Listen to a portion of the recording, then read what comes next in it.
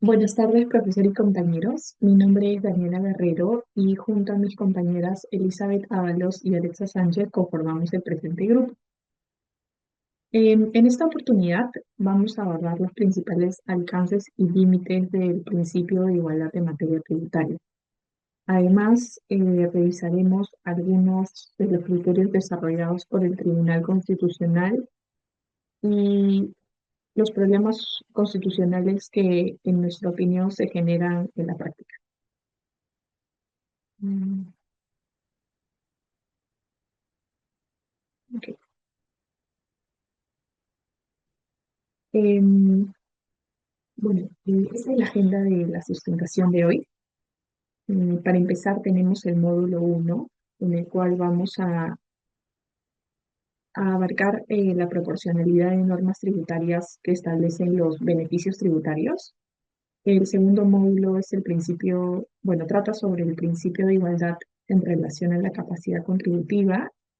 Y el tercer módulo versa sobre el principio de igualdad como garantía de la seguridad jurídica, finalizando con la última parte que son nuestras conclusiones.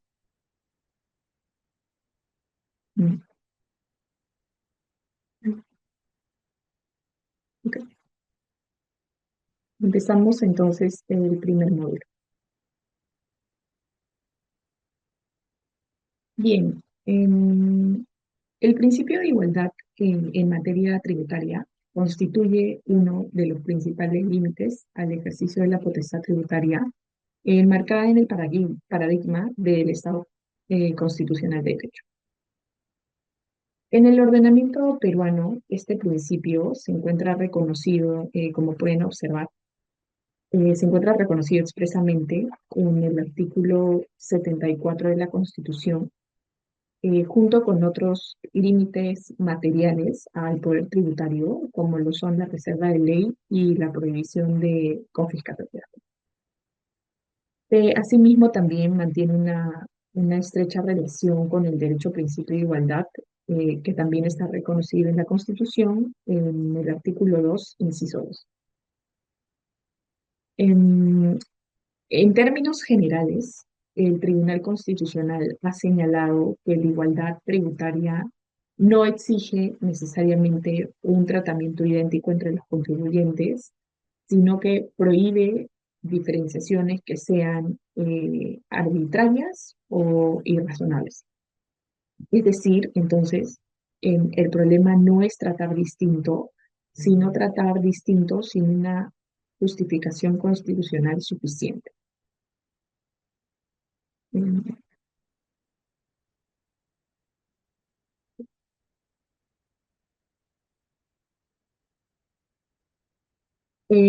Ahora bien, el principio de igualdad tiene dos dimensiones que como grupo consideramos es importante distinguir para empezar. Por un lado, se manifiesta como igualdad ante la ley. Esto implica que los contribuyentes que se encuentren en situaciones equivalentes deben recibir el mismo trato jurídico. Y por otro lado, también se manifiesta como igualdad en la ley, lo que significa, quiere decir que el propio legislador, al momento de diseñar el sistema tributario, también se encuentra vinculado por este principio y no puede establecer diferenciaciones arbitrarias. Como grupo, consideramos que esta segunda dimensión, la de igualdad en la ley, es probablemente la más exigente desde una perspectiva constitucional.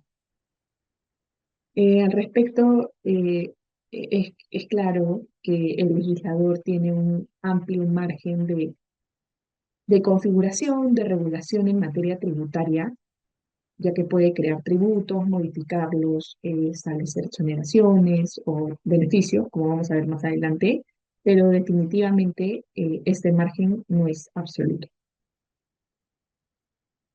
Mm,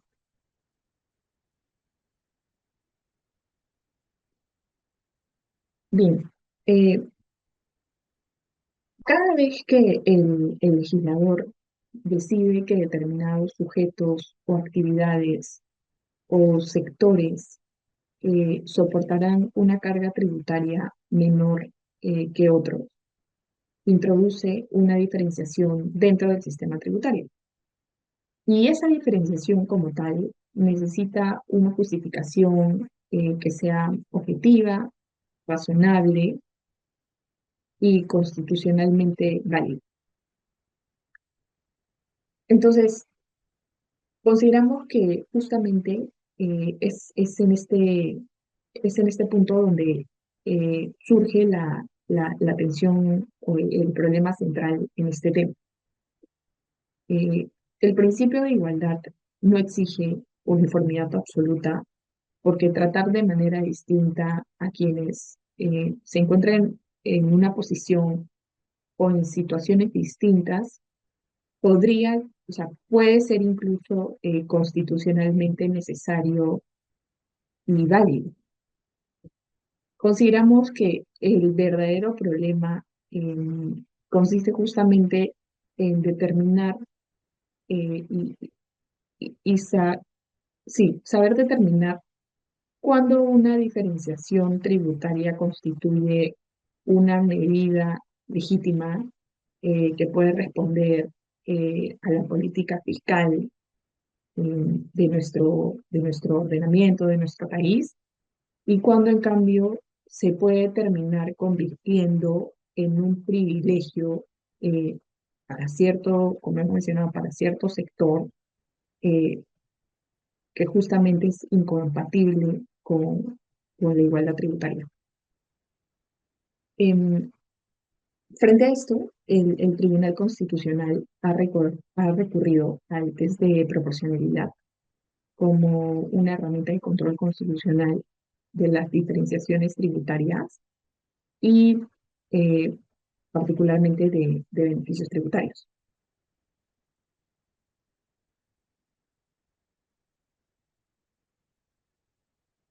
Entonces, como indiqué al inicio, este primer módulo se va a centrar en un tipo específico de diferenciación tributaria, que son los beneficios tributarios. Bien, un beneficio tributario constituye, en términos sencillos, una excepción a la regla general de tributación. Bueno, como he venido mencionando, el legislador decide que determinadas personas, actividades, sectores, rubros, no soportarán la misma carga tributaria que el resto de contribuyentes. Por eso es que en su estructura, todo beneficio tributario implica un trato diferenciado y, por tanto, en principio plantea un problema constitucional de igualdad. Para poder desarrollar este análisis, en este primer módulo trabajamos principalmente con tres sentencias del Tribunal Constitucional. Bueno, eh, las pueden ver reflejadas en el cuadro. Hemos intentado hacer la mayor síntesis posible, pero igualmente voy a exponer de qué trata cada sentencia para luego poder pasar al análisis como tal.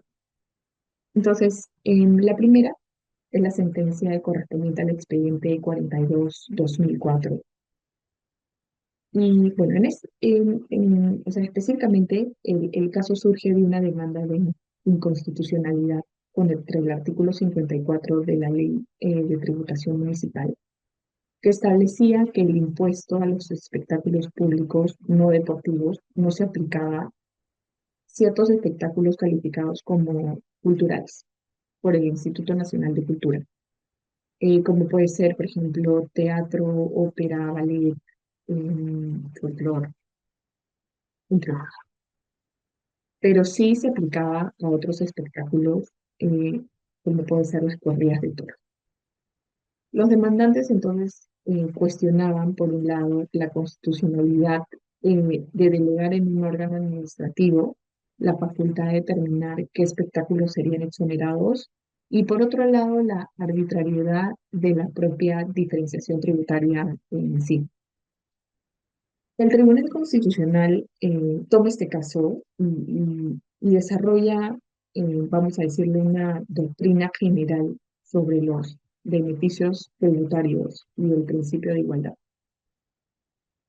Establece que los beneficios tributarios responden a políticas y objetivos concretos que justificarían un trato excepcional, un trato diferente, pero que el acto por el cual se otorga un beneficio tributario no puede ser enteramente discrecional, sino que debe ser necesario, idóneo y proporcional. Lo contrario supondría incurrir en desigualdad injustificada o incluso en discriminación. Eh, Ambas están proscritas por la Constitución.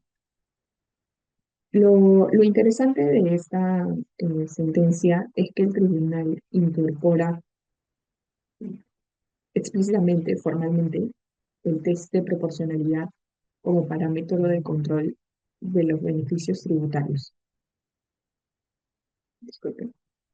Sin embargo, consideramos que aunque la formulación de este test eh, es correcta a nivel teórico, el Tribunal Constitucional no desarrolla con claridad cómo deben aplicarse estos criterios en materia tributaria en específico. Entonces, es aquí que identificamos un primer problema jurídico. Bien, la segunda sentencia, la correspondiente al expediente 2210 2007. Y pues, esta sentencia resuelve el caso de la empresa Transportes Flores Hermanos, que en nuestro país, bueno, es una empresa bastante conocida eh, y que se desarrollaba en el rubro de transporte terrestre interprovincial de pasajeros. Bien, el conflicto aquí surge porque las leyes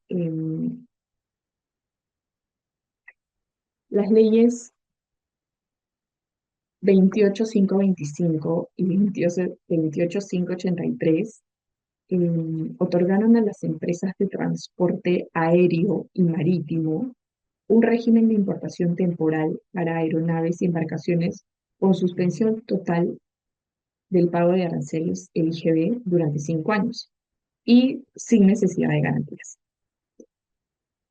El transporte terrestre ya había contado con un beneficio similar mediante otra ley, pero este beneficio fue posteriormente derogado. La empresa demandante sostuvo que esta diferenciación entre modalidades de transporte, o sea, entiéndase aéreo y marítimo versus el terrestre, vulneraba su derecho a la igualdad porque no existía una razón objetiva y razonable que justificara favorecer al transporte aéreo y marítimo y excluir al terrestre. En esta oportunidad, el Tribunal Constitucional declara fundada la demanda y considera que la diferenciación no supera el test de proporcionalidad y que se vulnera el principio de igualdad tributaria. Como tercera sentencia, tenemos la correspondiente al expediente 2861-2010. Esta sentencia resuelve el caso de Turismo Siva, que como bien sabemos, también es una empresa de transporte terrestre interprovincial de pasajeros. La controversia es prácticamente la misma que en el caso anterior. La empresa lo que hace es cuestionar nuevamente el trato diferenciado entre el transporte terrestre y el transporte aéreo y marítimo respecto de los beneficios tributarios aduaneros, alegando vulneración del principio de igualdad. La diferencia con la segunda sentencia es que el Tribunal Constitucional llega a una conclusión distinta y declara infundada la demanda, validando, dándole legitimidad a la diferenciación legislativa.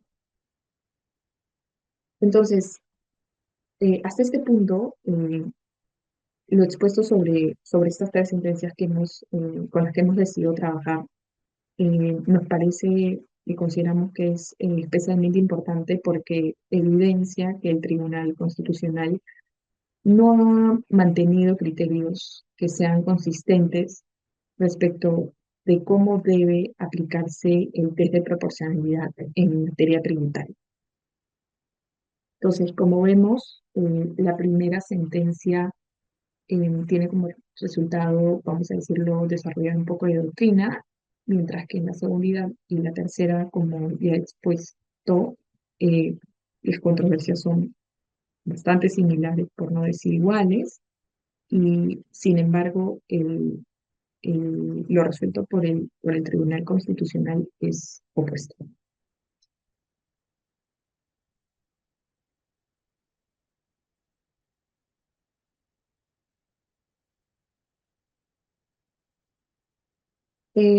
Retomando lo expuesto, la sentencia 042/2004 estableció que todo beneficio tributario debe ser necesario, idóneo y proporcional.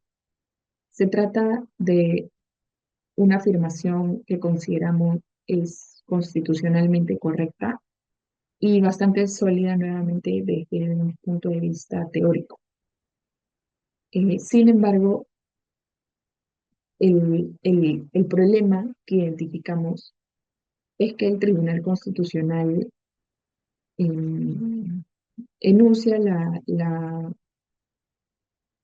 utilización de este test, pero sin desarrollar eh, cómo deben aplicarse estos criterios en el ámbito específico de beneficios tributarios.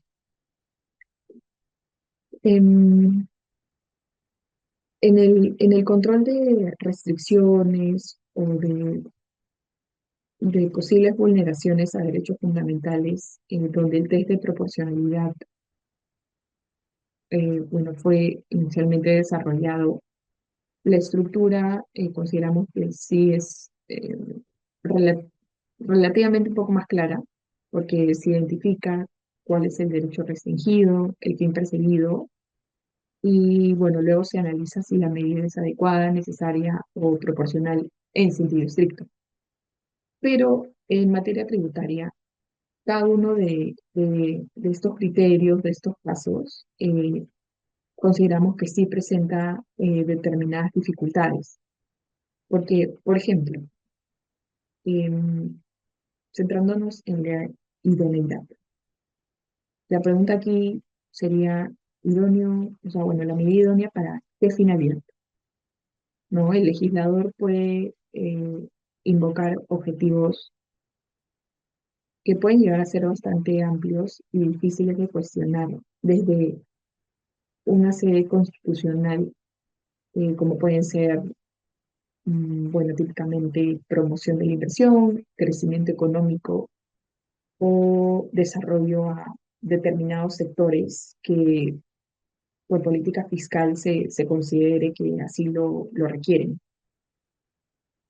Asimismo, el análisis de necesidad exigiría también que se determine si existen otras medidas que pudieran ser igualmente eficaces, pero menos lesivas para la igualdad tributaria. Y justamente sobre este punto, parte de la doctrina ha señalado que este análisis también requeriría comparar la medida elegida con otras alternativas posibles.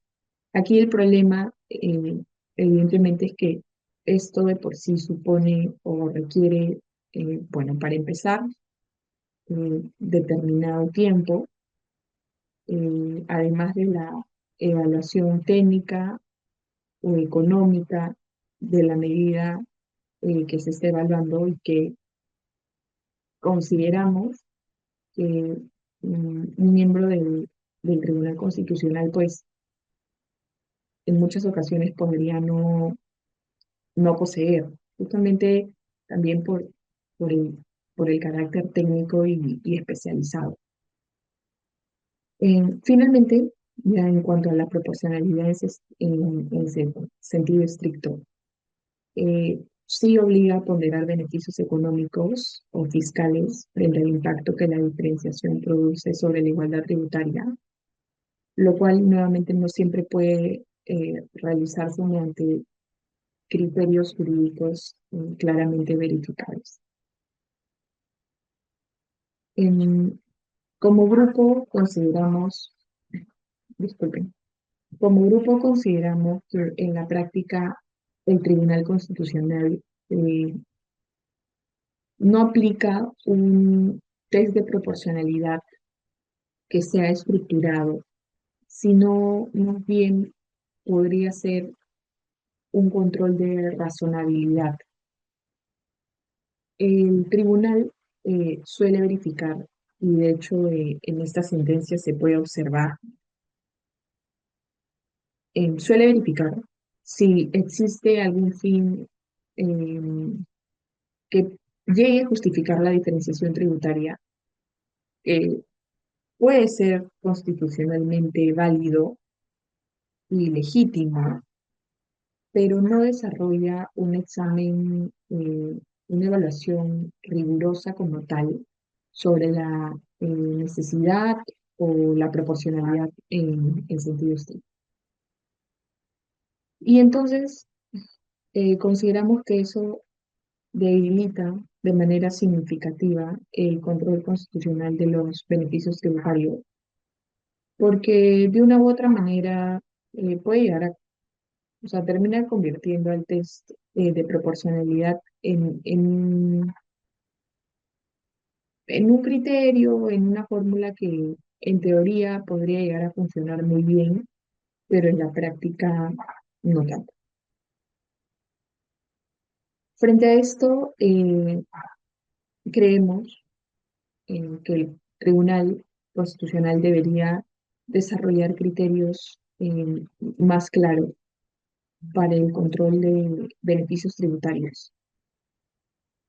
Por ejemplo, en cuanto al análisis de necesidad, disculpen, en cuanto al análisis de necesidad, se podría exigir que el legislador justifique por qué el beneficio tributario era realmente la alternativa menos lesiva para la igualdad tributaria frente a otras medidas posibles, como podrían ser mecanismos temporales de incentivos, em, subsidios directos o entre otras medidas. Esto consideramos que permitiría que el control constitucional deje de ser solamente formal y pase a evaluar de manera real el impacto de las diferenciaciones tributarias eh, que se producen sobre la igualdad.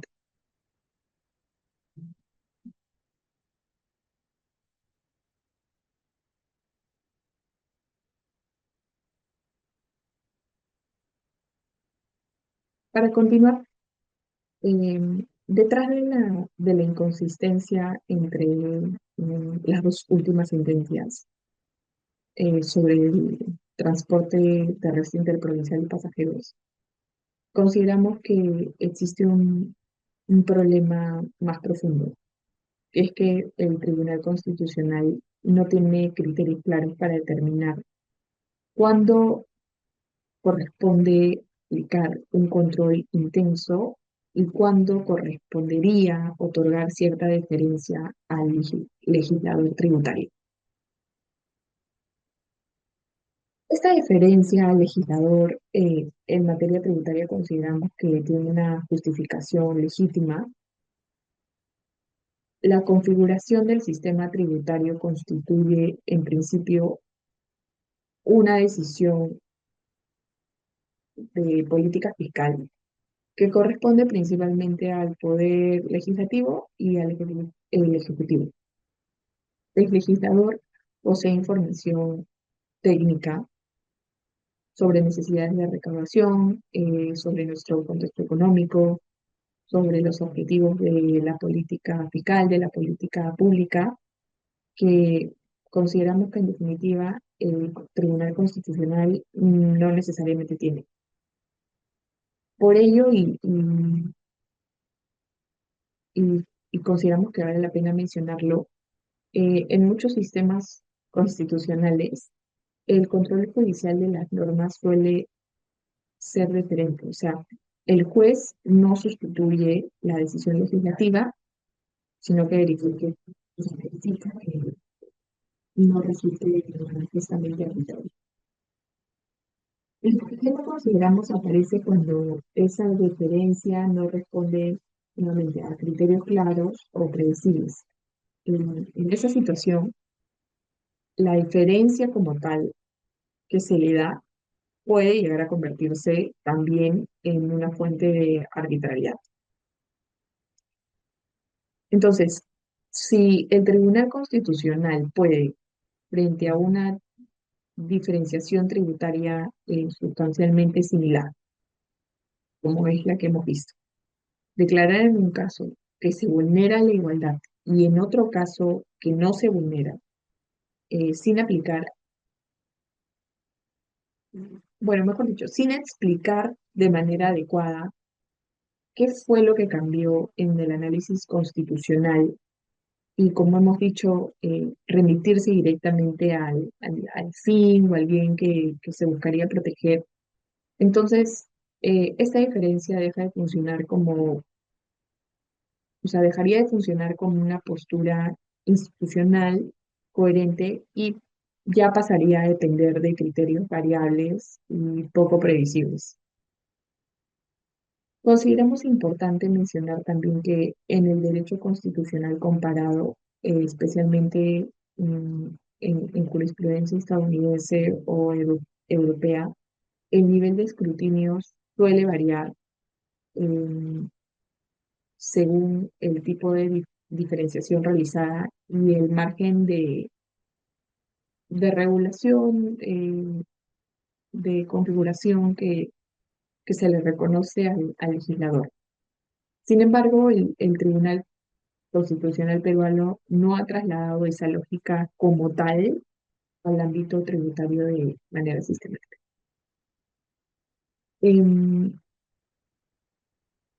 no apreciamos que exista una regla jurisprudencial estructurada y clara que permite identificar cuando un beneficio tributario exige un control o un escrutinio, vamos a llamarle más intenso. Lo que sí existe es una fórmula, una indicación general de proporcionalidad, cuya aplicación, como hemos visto, puede variar según cada caso concreto. Como grupo consideramos que el tribunal debería desarrollar criterios jurisprudenciales más claros y predecibles sobre la intensidad del control aplicable en materia tributaria. No toda diferenciación exige eh, el mismo nivel de escrutinio constitucional. Sin embargo, cuando un beneficio tributario excluye a contribuyentes que se encuentran en situaciones materialmente comparables, el tribunal, consideramos, debería aplicar un control más intenso y exigir una justificación especialmente sólida por parte del legislador, sobre todo cuando cambia su criterio. Esto, a su vez, permitiría que se compatibilicen dos exigencias constitucionales eh, que son igual de importantes. Por un lado, el respeto al, al margen de- al margen otorgado al legislador tributario, y por otro lado también la protección del principio de igualdad.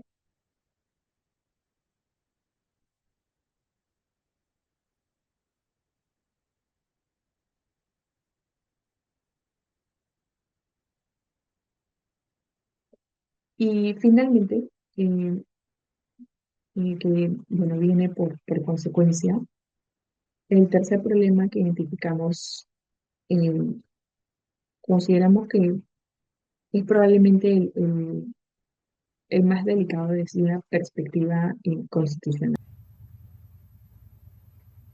Buenas tardes, profesor y compañeros. Mi nombre es Elizabeth Ábalos y ahora vamos a pasar al módulo 2 de nuestra exposición, el cual va a analizar el principio de igualdad en relación a la capacidad contributiva.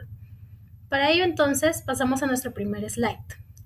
Como se ha señalado, en el caso que nos ocupa tenemos que el principio de igualdad tributaria es un principio expreso, pues así se refleja en el artículo 74 de la Constitución como un límite a la potestad tributaria del Estado y como un principio general del ordenamiento jurídico se ubica en el inciso 2 del artículo 2 y el artículo 103 de la misma norma. Ahora bien, en cuanto a los principios implícitos, aquí encontramos a la generalidad y a la capacidad contributiva, los cuales se vinculan al principio de igualdad tributaria. Y es a efecto de esta presentación que nos enfocaremos en la interacción sistémica entre la igualdad tributaria y la capacidad contributiva. Para ello entonces vamos a pasar a algo que hemos denominado evolución jurisprudencial del Tribunal Constitucional. A lo largo de los años, el TC ha ido perfilando el contenido de la igualdad tributaria, relacionándola siempre con la capacidad contributiva. Por esta razón, consideramos relevante traer a colación algunas sentencias que permiten ver esa evolución en la comprensión del principio de igualdad frente al de capacidad contributiva. En primer lugar, entonces, tenemos al lado izquierdo de la pantalla la sentencia recaída en el expediente 2727-2002. En este caso, referido al ahora extinto impuesto extraordinario a los activos netos, es donde el TC indica que el derecho de igualdad en materia tributaria, o lo que es lo mismo, el principio de capacidad contributiva, supone que el reparto de los tributos ha de realizarse de forma tal que trate igual a los iguales y desigual a los desiguales. Como se puede observar, la línea que independiza estos dos principios era y apenas notoria, puesto que en aquel momento, es decir, hace más de 20 años, el TC aún veía como equivalentes estos principios y, en cualquier caso, definitivamente relacionados. Luego pasamos al expediente 5970-2006. Este caso corresponde al de San Fernando, en donde primero el TC indica que el derecho a la igualdad tiene dos facetas, la igualdad ante la ley y la igualdad en la ley, y luego señala que en el plano tributario este principio guarda estrecha relación con el de capacidad contributiva a efectos de que la carga tributaria sea directamente proporcional a la capacidad económica de los casos concretos particulares que se ven afectados por el tributo. Este caso es relevante en el desarrollo jurisprudencial del principio de igualdad, debido a que el TC realmente se detiene y se toma el tiempo para profundizar en la forma en que se debe entender este principio y afina, además, sus pronunciamientos anteriores, lo que en definitiva llevó a que su mejor comprensión suponga que tanto el legislador como la Administración Tributaria, el Tribunal Fiscal y las instancias jerárquicamente superiores eviten transgredir este principio de manera reiterada en el ejercicio de sus funciones. Con esto, además, el TC consigue trazar con mayor precisión que si bien estos principios están vinculados, de ninguna manera deben ser entendidos como equivalentes, puesto que cada uno tiene una manera de análisis y un enfoque distinto. Hacemos la precisión de que lo referido a la igualdad ante la ley y la igualdad en la ley no se debe confundir con la igualdad tributaria. El DC alude primero a este entendimiento, a esta expresión, pues ambos son parte de los derechos fundamentales de la persona. Por ello es que luego ya hace referencia al principio de igualdad tributaria como tal. Así lo precisa además la profesora Sandra Sevillano en su publicación Lecciones de Derecho Tributario y el profesor Francisco Ruiz de Castilla en Derecho Tributario, Temas Básicos. El siguiente es la sentencia recaída en el expediente 2861-2010. En este caso, el TC explicó que la igualdad se evalúa en dos planos. Una faz positiva para examinar si el legislador incluyó dentro del supuesto de hecho a sujetos con la misma capacidad contributiva y una faz negativa para examinar si al excluir o beneficiar dejó fuera de modo irrazonable a sujetos o actividades en situaciones equivalentes.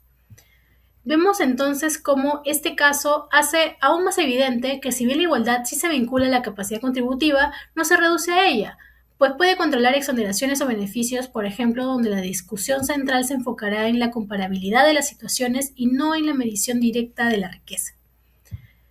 Finalmente, al lado derecho tenemos el expediente 5410-2015, donde en este caso se hace referencia al cálculo del aporte por regulación. en donde el TC recordó que es su fórmula de cálculo la que garantiza la igualdad de los contribuyentes y evita la confiscatoriedad de su patrimonio.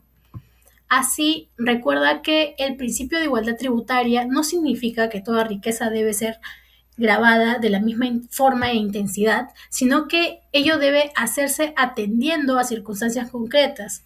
En el caso, se consideró, por ejemplo, la relación directa que existe entre el valor, ingresos facturados y las externalidades negativas que resultan propias de la actividad minera. Este fallo es muy importante porque nos muestra que la igualdad tributaria es flexible y contextual y no se limita a un cálculo aritmético. Por el contrario, protege en todo momento la equidad y evita en consecuencia la confiscatoriedad, asegurando que contribuyentes en situaciones comparables reciban un trato proporcional y razonable. En perspectiva, luego de haber visto estas cuatro sentencias traídas a colación, observamos que el Tribunal Constitucional ha transitado desde una confusión conceptual entre igualdad y capacidad contributiva hacia una distinción mucho más definida. Hoy, la igualdad tributaria no solo está asociada a la capacidad contributiva, sino que constantemente evalúa la situación del trato de unos frente a otros en la misma categoría jurídica, consolidándose así como un límite autónomo al poder estatal. Ahora bien, para efectos de nuestra exposición vamos a analizar en este módulo dos casos y el primero de ellos es el de capitalización de intereses. Para ahondar en ese tema resulta útil analizar el caso de la capitalización de intereses, pues permite observar cómo un problema vinculado a la capacidad contributiva también puede advertir de un problema de igualdad tributaria sin necesariamente encontrarse de manera textual en las resoluciones de los casos que la suscitan. Recordemos que esta figura de la capitalización de intereses consistía en aplicar intereses sobre intereses moratorios previamente generados y estuvo vigente entre 1999 y 2005. El Tribunal Constitucional abordó esta materia, entre otros, en la sentencia recaída en el expediente 04082-2012 que se observa en pantalla. En este caso, el TC advirtió que la capitalización de intereses había producido un incremento excesivo de la deuda tributaria, al punto de quintuplicarla, lo que resultaba irrazonable y desproporcionado para el contribuyente. Años después y de manera consistente, la Corte Suprema, mediante la sentencia en casación 6619-2021 Lima, que constituye precedente vinculante, estableció como criterio que no corresponde la capitalización de intereses, pues su aplicación implicaría un incremento excesivo de la deuda tributaria. Lo relevante aquí es que dicho precedente no fijó un porcentaje mínimo o un umbral matemático para inaplicar la regla de capitalización. Más bien, el criterio parece estar en determinar si el monto exigido termina excediendo aquello que le corresponde pagar efectivamente el contribuyente. Ello ha sido sostenido por instancias inferiores, como es el caso de la sentencia de segunda instancia, resolución 29, en el marco del expediente 053-21-2021, en donde se señaló que para inaplicar los intereses capitalizados en un caso concreto, no corresponde analizar si estos resultan desproporcionales o excesivos en función al porcentaje que representen de la omisión, y que más bien siempre será inaplicable por vulnerar principios como el de razonabilidad. A pesar de esta lectura, existen decisiones que se apartan de esa línea. Es el caso de la sentencia de primera instancia del expediente 11539-2024, emitida en marzo del presente año, donde el juzgado a cargo del caso declaró infundada la demanda al considerar que no correspondía inaplicar la capitalización de intereses respecto del impuesto a la renta y los pagos a cuenta del mismo de los ejercicios 2002 a 2005, porque no se evidenciaba un incremento excesivo de la deuda tributaria ni una vulneración al principio de razonabilidad que generaría un daño irreparable. El punto de controversia está en que el juzgado consideró determinante que en un grupo de valores la capitalización representaba solo el 2.09% de la deuda tributaria y en otro el 11.75%. Por ello, concluye que el caso no sería equiparable al resuelto por la Corte Suprema en el precedente vinculante, en donde el incremento había sido de un 375%. No obstante a ello, y como hemos desarrollado, ni el Tribunal Constitucional ni la Corte Suprema establecieron que la inaplicación de la capitalización dependa de superar un porcentaje específico. El juzgado, a pesar de que el precedente es vinculante y de obligatorio cumplimiento en atención a lo dispuesto en el artículo 36 de la ley que regula el proceso contencioso administrativo y el artículo 22 de la ley orgánica del Poder Judicial, este lo observó como consecuencia de exigir a la empresa de autos que los intereses capitalizados representen un porcentaje mayor y o excesivo, quintuplicar, respecto de la deuda tributaria, aun cuando tal exigencia no constituye una condición dispuesta por la Corte Suprema con el fin de inaplicar la regla de capitalización de intereses. Al respecto, bien, nuestra postura es que el precedente vinculante no exige que los intereses capitalizados representen un determinado porcentaje de la deuda tributaria a efectos de que proceda la inaplicación de la regla. Por el contrario, bastaría que esta última ocasione el cobro de un importe que no corresponde al que realmente debe pagar el contribuyente para que se ordene su inaplicación. De ninguna manera debería entenderse como, bueno, si la deuda tributaria no se incrementa en una cantidad exorbitante, situación que incluso es subjetiva a la lectura de cada juez, entonces sí te aplico la capitalización porque no te perjudica en gran escala. Esta diferente lectura del precedente vinculante puede generar un problema de igualdad tributaria, en tanto los contribuyentes sometidos a la misma regla de capitalización y al mismo precedente vinculante pueden recibir respuestas distintas según el juzgado introduzca o no un umbral porcentual que no fue previsto por la Corte Suprema, por lo que el riesgo no solo recae en la afectación definitiva de la capacidad contributiva, sino que también en la desigualdad en la aplicación del precedente vinculante y cómo se tiene entendido este tipo de casos. En ese sentido, aunque el porcentaje que represente la capitalización de intereses respecto de la deuda tributaria no sea considerado elevado según la apreciación de cada juez, no resulta razonable que su bajo monto, entre comillas, sirva de justificación para inaplicar el criterio establecido en el precedente. Esto es especialmente relevante, ya que el principio de igualdad debe operar como un límite a la afectación de la capacidad contributiva en este tipo de situaciones. Si cada órgano jurisdiccional exige un umbral distinto para considerar excesiva la capitalización, el resultado termina afectando la igualdad en la aplicación de la ley tributaria, pues contribuyentes en situaciones comparables podrían recibir tratamientos distintos sin una justificación objetiva y suficiente. Además de ello, se debe tener presente al principio de ser decisis, el cual supone la obligación a mantenerse firme en lo decidido.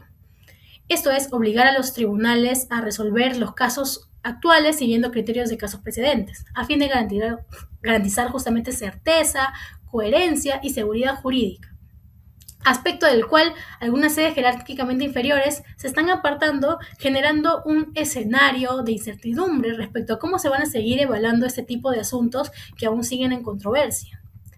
De cualquier modo, véase que en casos como este, y también recordando las sentencias del Tribunal Constitucional en relación a cómo ha ido evolucionando el entendimiento del principio objeto de análisis, la igualdad tributaria no se agota en verificar si dos contribuyentes tienen igual capacidad contributiva, sino que también exige, desde otro enfoque, que precedentes y, en este caso, vinculantes en esta materia, se apliquen de manera coherente. De lo contrario, la capacidad contributiva puede quedar protegida en un caso y desprotegida en otro, no por una diferencia real entre contribuyentes como tal, sino por una diferencia interpretativa no justificada.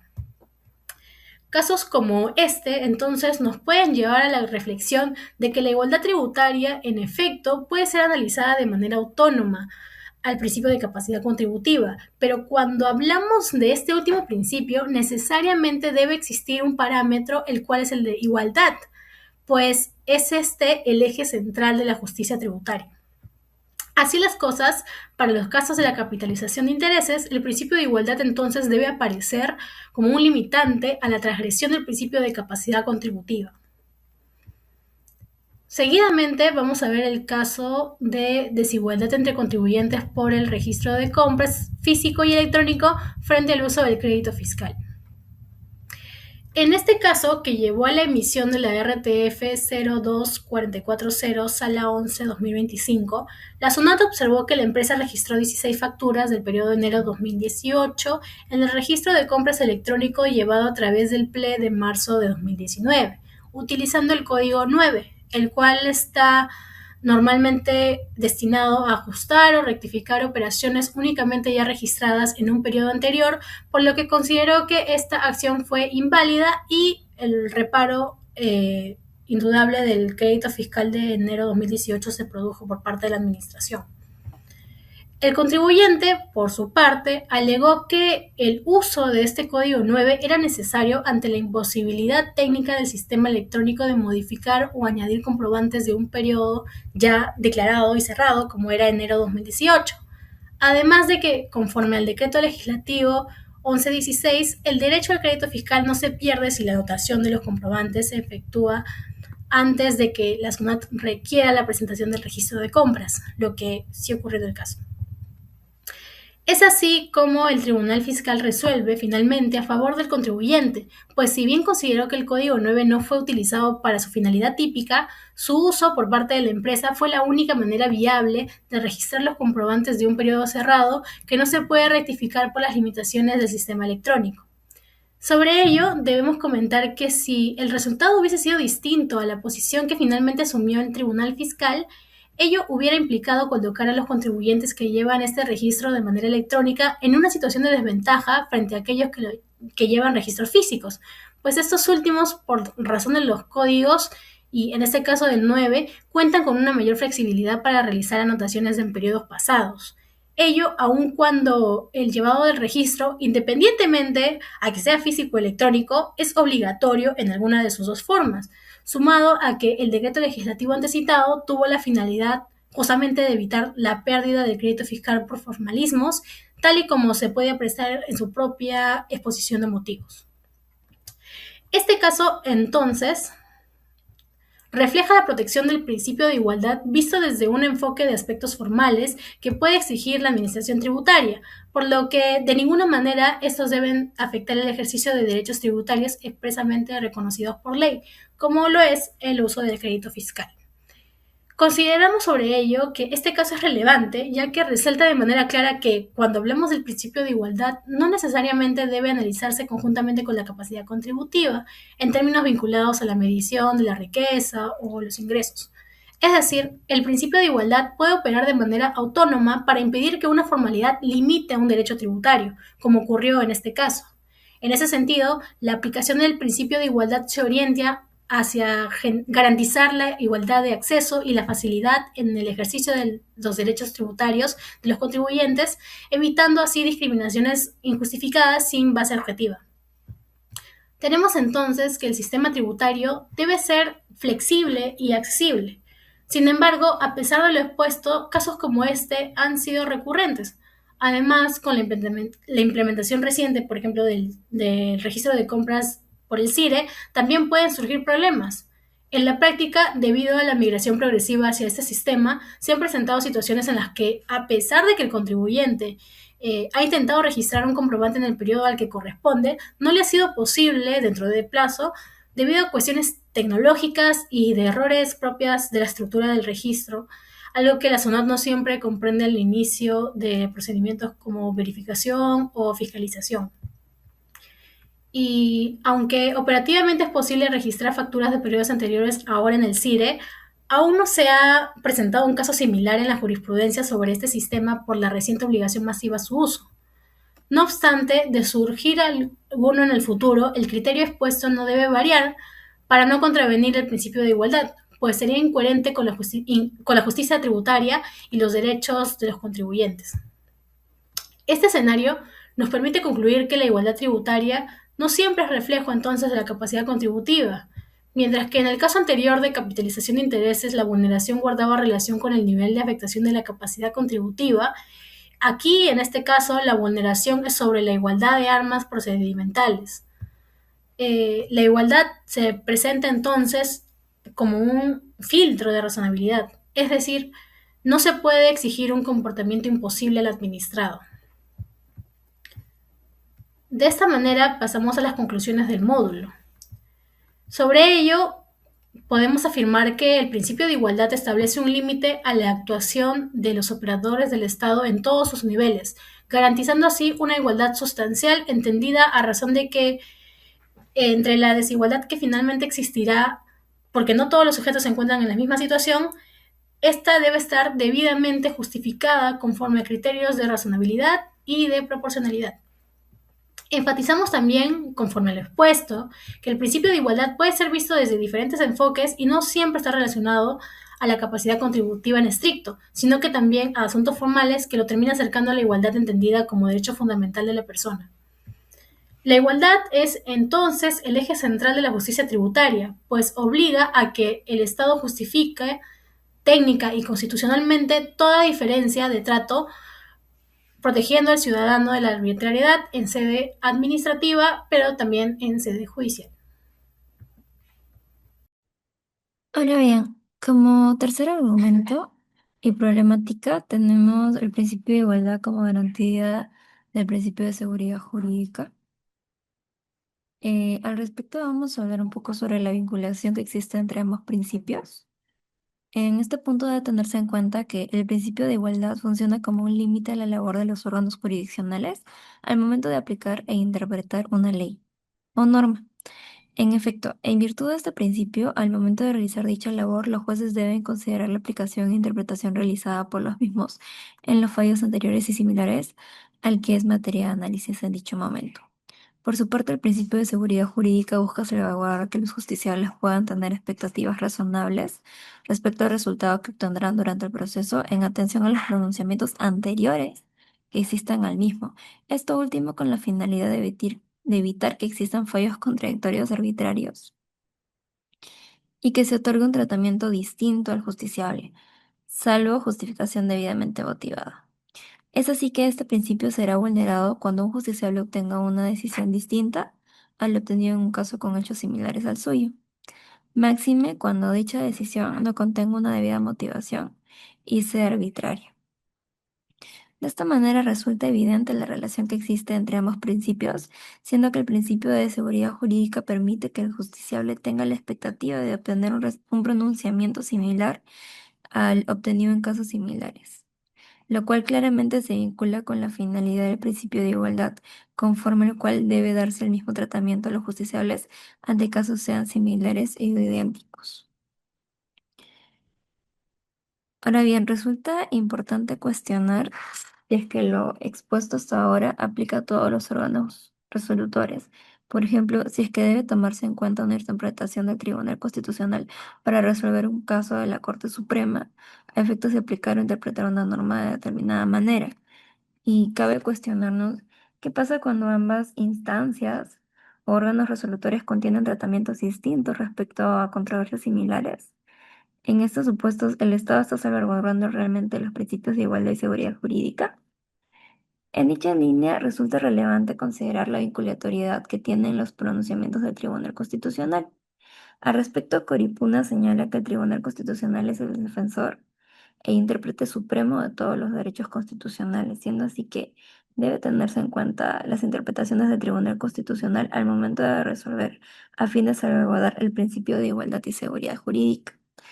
Lo anterior se encuentra contemplado en el artículo 7 del título preliminar del Código Procesal Constitucional y la primera disposición final de la Ley Orgánica del Tribunal Constitucional. En virtud de estas normas, se indica que corresponde aplicar la interpretación del Tribunal Constitucional en casos similares a los resueltos por el mismo. Es decir, los órganos resolutores deben tener en cuenta las interpretaciones que haya desarrollado el Tribunal Constitucional en sus pronunciamientos anteriores y que les sean aplicables. En atención a lo anterior, pareciera que con la finalidad de preservar el principio de igualdad y en atención a la seguridad jurídica, tendría que aplicarse los criterios del Tribunal Constitucional como intérprete supremo del ordenamiento jurídico. Sin embargo, resulta relevante cuestionar qué sucede cuando el Tribunal Constitucional aplica sin mayor razonamiento y de manera automática su propio criterio bajo la única premisa de que se ha pronunciado de la misma manera en otras sentencias.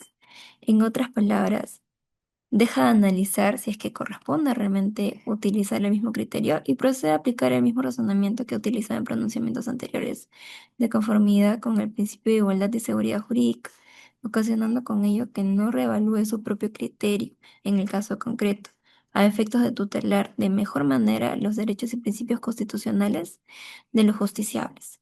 A efectos de analizar esto último, resulta relevante analizar algunos de los criterios del Tribunal Constitucional a lo largo del tiempo a fin de determinar su razonamiento.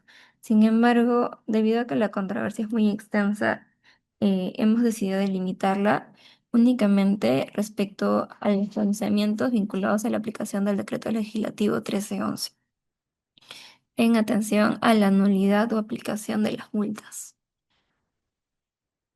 Pues bien, antes de entrar a la controversia, resulta relevante considerar qué es lo que implica la aplicación del Decreto Legislativo 1311 y cuándo es que ésta se aplica de acuerdo a la norma. En este punto, considérase que antes del Decreto Legislativo 1311, el legislador establecía como infracción contenida en el numeral 1 del artículo 178 del Código Tributario, que para ello era necesaria la declaración del contribuyente y que ésta afecte la correcta determinación del tributo. Es decir, no era necesario que exista un perjuicio patrimonial al Estado para que se aplique la multa, sino que bastaba con que esta declaración de, de datos falsos o erróneos afecte como tal a la determinación del tributo. De manera posterior, a partir del 31 de diciembre del 2016, entró en vigor el Decreto Legislativo 1311, en virtud del cual el legislador establece como infracción la incorrecta declaración del contribuyente, la cual debe influir en la determinación y en el pago del tributo, es decir, ya no solamente en la determinación como era anteriormente. ¿Esto qué quiere decir? Que para que se aplique y para que la conducta del administrado se subsuma en la infracción tipificada en el numeral 1 del artículo 178 del Código Tributario, debe existir un perjuicio al fisco como tal. Debe existir una afectación patrimonial al Estado y afectar el bien de recaudación. Es decir, ¿cuándo sucede ello? Cuando las resoluciones de determinación de un ejercicio eh, obtienen, por ejemplo, saldo a favor en lugar de deuda tributaria. Al respecto, debe considerarse que el decreto legislativo aplica de manera inmediata los procedimientos iniciados desde su vigencia, es decir, a partir del 31 de diciembre del 2016. Pues bien, vamos a proceder a analizar algunos de los pronunciamientos del Tribunal Constitucional en aplicación del decreto legislativo 1311. Por un lado, se tiene la sentencia 2064-2020, a través del cual el Tribunal Constitucional analizó el caso vinculado a la aplicación del Decreto Legislativo 1311 a efectos de determinar si es que se había vulnerado el principio de retroactividad benigna. En este caso, la compañía solicitó la aplicación de dicho decreto en atención a que no se había causado perjuicio al fisco. Asimismo, indicó que la multa fue emitida de manera posterior a la entrada en vigencia del referido decreto, que quiere decir que la multa fue emitida de manera posterior al diciembre del 2016. Al respecto, el Tribunal Constitucional resolvió en atención a sus criterios anteriores respecto al principio de retroactividad benigna, indicando que esto únicamente es aplicable en materia penal y no tiene incidencia en materia tributaria. Nótese que en este punto el Tribunal Constitucional únicamente se ha basado en pronunciamientos anteriores y no ha entrado a evaluar la razonabilidad u otros principios constitucionales a efectos de dar una respuesta más justa al administrado. En la misma línea ha resuelto en el expediente 03865-2023, donde también analizó un caso vinculado al decreto legislativo 1311, a efectos de determinar si es que se había efectivamente vulnerado el principio de retroactividad benigna. De los hechos de dicho caso, se aprecia que se emitió al contribuyente una multa vinculada al impuesto 2013, girada por el numeral 1 del artículo 178 del Código Tributario, la cual fue emitida en el año 2018. Esto es de manera posterior a la entrada en vigor del decreto legislativo 1311.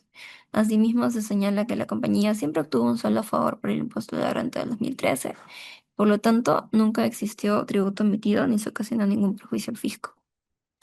En tal sentido, el contribuyente solicitó que conforme una aplicación retroactiva al decreto legislativo 1311 se deje sin efecto la multa.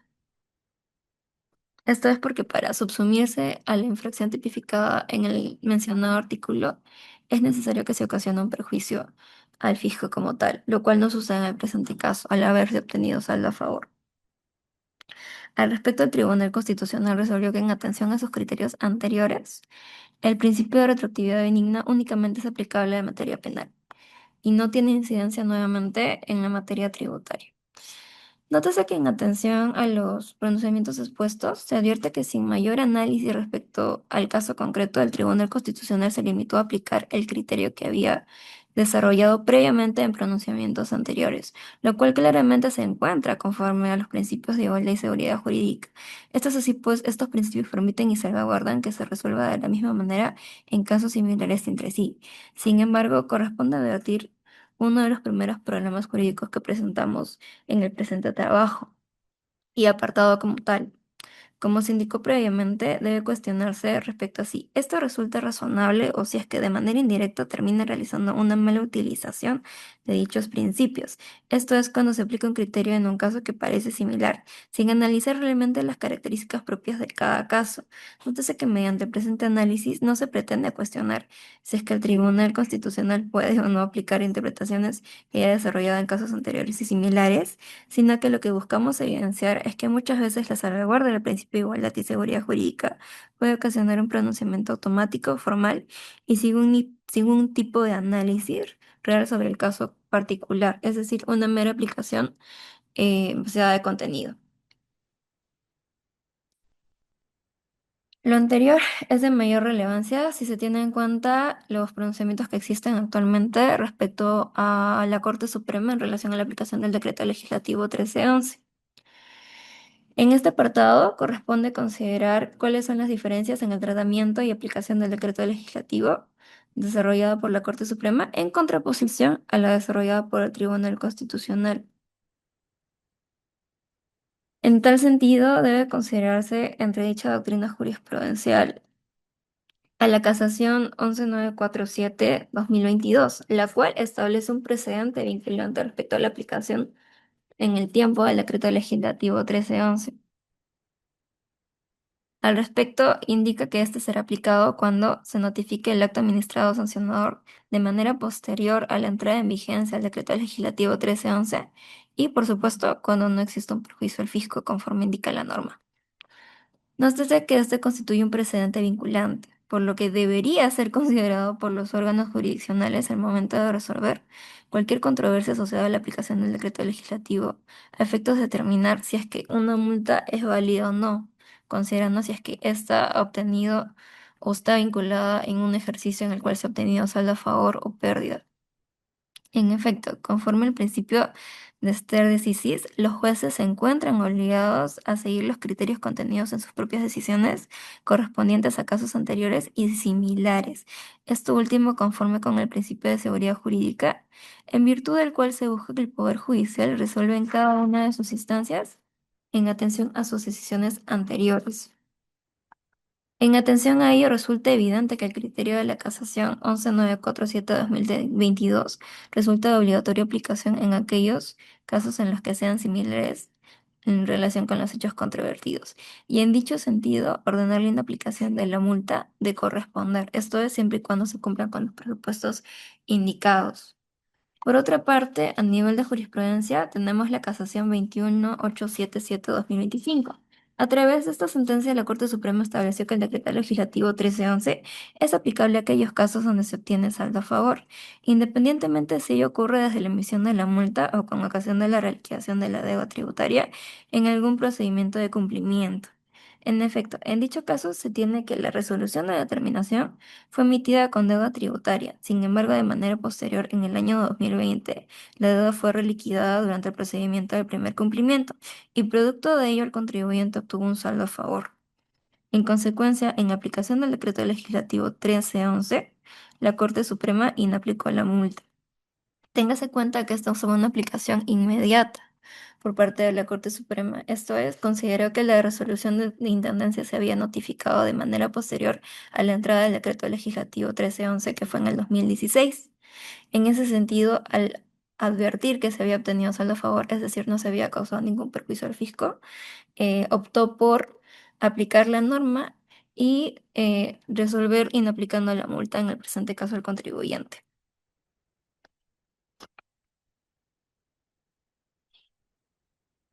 De esta manera, resulta evidente el criterio contrario que existe entre la Corte Suprema y el Tribunal Constitucional respecto a la aplicación del decreto legislativo 1311.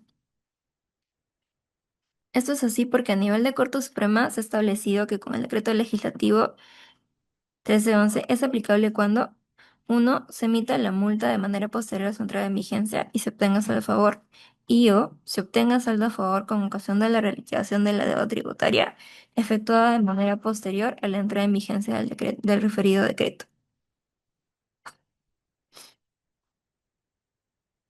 Sin embargo, el Tribunal Constitucional no comparte el criterio de la Corte Suprema.